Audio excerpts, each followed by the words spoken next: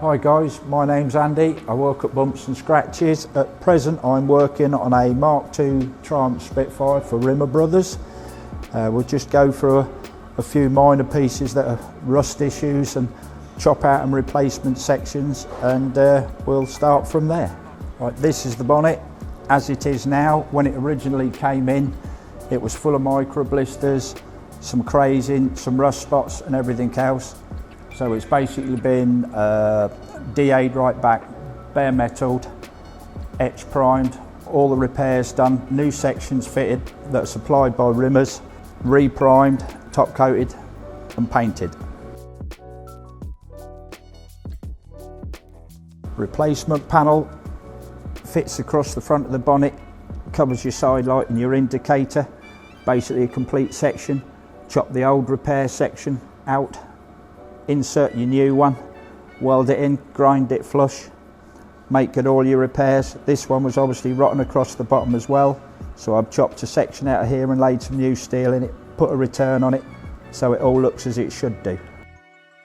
This is a repair or a complete wing for our 65 Spitfire that is also available at Rimmer Brothers, but in this case we decided to go sympathetic restoration, as in just chop out sections, lay in new pieces of metal and go again from there. If we was to use the complete panel, across this edge here on the new one and here there are a load of spot welds that go down the seam. You drill out all the spot welds independently, unpick round the headlight surround, down the front seam here, clean all your edges back out, and then use a hole punch to go through your top flange every inch or so, all the way down the length of it, the same round the front, clamp it into place and then spot weld through, dress all your welds back and then seal. On this bonnet we've also replaced the left hand and right hand side of the bonnet supports where the bobbin goes and your catch plate here. They're known for rotting and snapping across here, which allows the bottom of the wing to float about in the wind. So this section here has all been replaced, left hand and right hand. The underside of the bonnet, once we've done all the repairs, everything else has all been bare metal sanded, all etch primed, and then I've done it underneath, in this particular case, with Raptor load bed liner, Tintable, which is basically you put the colour of your car into your material, then spray it on. It's more durable, it's textured, and it's also a very good rust inhibitor. Another known area for the Triumphs to rot is across the nose cone here, this section, that profile.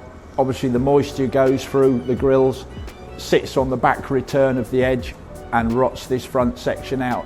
Unfortunately the panel isn't available, but with a bit of patience and a bit of mill steel, profile your steel, slot it to form the front of the car, weld it all in, weld your seams back up and you're good to go.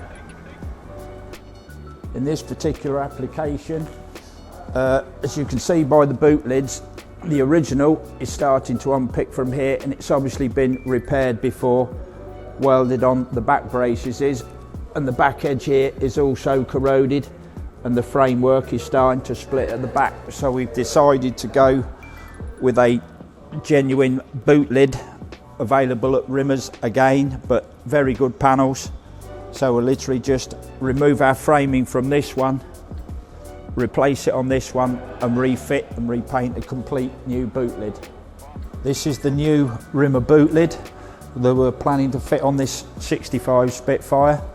We're just laying it on to make sure all the gaps and that are correct, and then it can be prepared ready for paint, which basically will be cut back, etch primed, high build primer, then the colour, then we can fit the new hinges in the fitting kit, which we're still waiting to come in from Rimmers because the other ones were too far gone, too pitted, a little bit corroded, and also the pins were a load of wear in them, so it was allowing the bonnet to move up and down, left to right. As the condition of the rear quarter of the Spitfire is fairly good, as you can see, all around the original edges. Across the bottom, the arch itself, we've decided to opt and just get a new rear quarter, again available at Rimmers, and use it as a sympathetic repair panel. Chop out the section which we've removed from here and grafted into here. Little bit of lead dressing, good to go.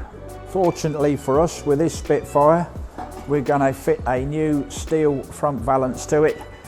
A, it will look better. B, it's replacing a nasty fiberglass, fits where it touches, front panel. So we're going for a genuine steel replacement panel that goes over your original brackets with a bit of fiddling and a bit of jiggling. There we go. And that fits correct. So it will fit to the original mounts, and it will also add value to the vehicle, because at the end of the day it's an authentic panel. But we also need to get from Rimmers the tail end support sections that join the front cross member to the outside of the front valance to stop any flex and vibration. As you can see with this Spitfire, we've decided to fit a new Rimmer door skin. This is the old original off the car. She had a big rusty patch in here. As you can see, she's all dented across the top here. So for ease and to save money, we decided to go with the option of replacing the door skin, which in all honesty is fairly straightforward. I always use a flat wheel on an angle grinder, lightly go round the edges, wear through the edges, front, rear, and all the way across the bottom, because the door skins, when they're fitted, are pinned in and formed round your inner frame. They're actually only connected in two spots, one at each end and one at the top, with a spot of weld, and then the rest is just pinned over with a forming dolly and a hammer. So there's no welding involved other than the two bits at the top of the door. So that's the route we went. In regards to what's left on the Triumph Spitfire, we've now, for body prep, got to dress and skim the welds, chemical metal, epoxy primer, sprot prime, all the repairs, a few little things, little dents that'll need pulling out, dressing with a little skimmer filler, then it'll all get cut back, redone in 2K high build primer, wet flatted, masked up, and then it'll be going back in its lovely red.